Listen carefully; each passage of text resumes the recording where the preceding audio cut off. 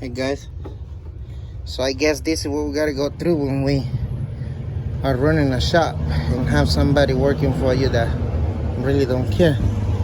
You see that right there?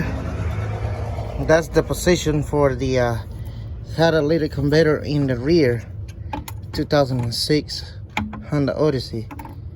This guy put it on there. He said it was all cool. Now I checked around and I found a present laying around. You see? I found the manifold gasket on the ground. He didn't care. He just put it on there. Now you know what I had to do? Take the whole muffler assembly down. Squeeze my fingers under here.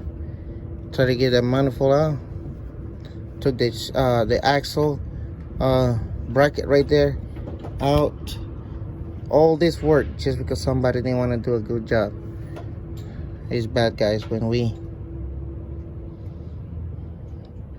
have some people working for us that really don't care. But anyways, that's why we're here. Make sure the job is done right.